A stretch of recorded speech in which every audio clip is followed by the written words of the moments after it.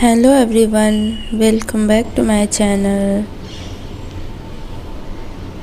तो सुबह सुबह मॉर्निंग में कितना अच्छा इन्वायरमेंट होता है। पक्षियाँ उड़ती रहती हैं और सूरज निकलता रहता है और बहुत अच्छा मौसम रहता है। सुबह के टाइम पे हवा भी बहुत प्यारी ठंडी ठंडी सी चलती रहती है। तो मेरी तबीयत कल शाम को ख़राब हो गई थी, तो मैंने 3 घंटे से ज़्यादा नहीं पढ़ा था। और अभी देखिए मैंने 7 बजने में 1 मिनट बाकी था, तभी फ्रेश वगैरह होकर टाइमर को ऑन कर दिया और पढ़ने बैठ गई।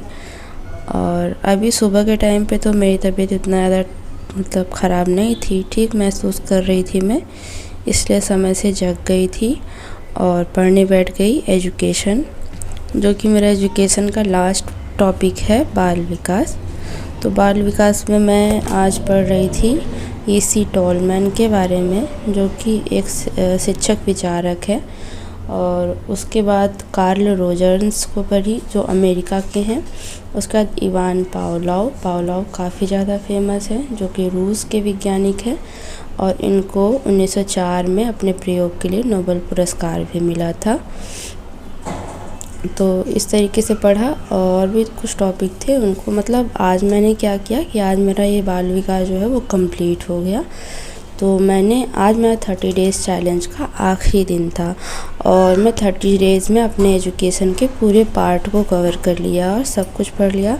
उसके बाद मेरे सिर्फ 30 मिनट ही हुए थे, तो फिर मैंने अपने साइंस की नोट्स को निकाला और आज से मैंने सोचा है कि मैं साइंस को भी पढ़ूँगी, क्योंकि मैंने ऐसा सोचा है कि मैं BPSC का फॉर्म डालूँगी। अगर DLED वाले अलाउ होंगे तो मुझे साइंस और मैथ को अच्छे से पढ़ना पड़ेगा, क्योंकि 6, 7, 8 का रहेगा उसमें। तो मेरे पास तो अभी कोई 6, 7, 8 का नोट्स है नहीं, लेकिन जो भी है मेरे पास, मैं पहले सोच रही हूँ उसी को कंप्लीट कर लूँ। और देखते ही देखते मेरे 30 डेज़ का चैलेंज जो है वो पूरा हो गया। मुझे बहुत ज़्यादा खुशी है। ऐसा लग नहीं रहा था कि मैं कंप्लीट कर पाऊँगी, लेकिन मैंने हर रोज़ 3 घंटे, कभी 4 घंटे, कभी 3.5 घंटे और कभी 3 घंटे मात्र, इस तरीके से मैंने अपने चैलेंज को कंप्लीट किया। केवल डे 9 या डे 8 के दिन शायद कुछ मेरी तबीयत ख़राब हो गई थी, हॉस्पिटल जाने की वजह से मैंने केवल 2 घंटे पढ़ाई किया था, जिसका नेक्स्ट डे मैंने कंप्लीट कर दिया था। तो इस तरीके से मेरे 30 डेज़ का चैलेंज जो है वो पूरा हो गया। और अभी तक तो मेरी तबीयत ठीक थी, तो सर्दी जैसे हो जाती है तो कुछ तीखा खाने का मन होता है, तो मैंने आज समोसा बनाने के लिए सोचा। और तो समोसा मैं यहाँ पर बना रही हूँ। और आज मैंने साइंस में क्या पढ़ा है वो भी मैं आप लोगों को बता देती हूँ। तो आज साइंस का जो मेरा नोट्स है उसमें एक अलग कॉपी में बना हुआ है फिज़िक्स का, और एक कॉपी में बना हुआ है बायो एंड केमिस्ट्री का। बायो में बॉटनी भी है, और क्या बोलते हैं उसे, वनस्पति विज्ञान और जंतु विज्ञान दोनों है। मुझे इतना बायो के बारे में नॉलेज नहीं है, क्योंकि मैंने पढ़ा नहीं है इसे। मेरा सब्जेक्ट मैथ था, तो इसलिए मुझे थोड़ा सा ये टफ भी लगता है, लेकिन कोई बात नहीं। और 55 टोटल लेक्चर हैं दोनों को मिलाकर। ज़्यादा कुछ सर ने पढ़ाया नहीं है, क्योंकि आना भी ज़्यादा नहीं है। लगभग 10 से 15 नंबर में तीनों ही चीज़ें आएंगी, फिज़िक्स, केमिस्ट्री, मैथ। तो ज़्यादातर इतना ज़्यादा डीपली नहीं पढ़ाया है। 55 लेक्चर हैं टोटल फिज़िक्स, और फिज़िक्स में लगभग अकेले ही, और इसमें 55 लेक्चर में दोनों ही हैं, केमिस्ट्री एंड बायो दोनों ही। तो आज का जो टॉपिक था मेरा वो था सामान्य विज्ञान में कोशिका।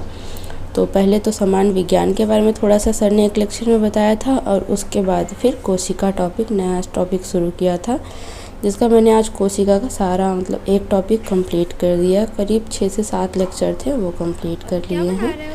और देखिए मैंने समोसा बनाया था, और साथ में मेरी बेटी भी रोटियां बना रही है, और उसे रोटी बनाना बहुत पसंद है। मैं चाहती नहीं हूँ कि वो अपनी लाइफ में रोटी ही सिर्फ बनाए, लेकिन उसे रोटी कितने अच्छे से बना रही है। और अभी ये सिर्फ 1.5 साल की है, और इसे मैंने कभी सिखाया नहीं है, सिर्फ ये देखा करती है मुझे करते हुए। तो ये ट्राई कर रही है इस तरीके से।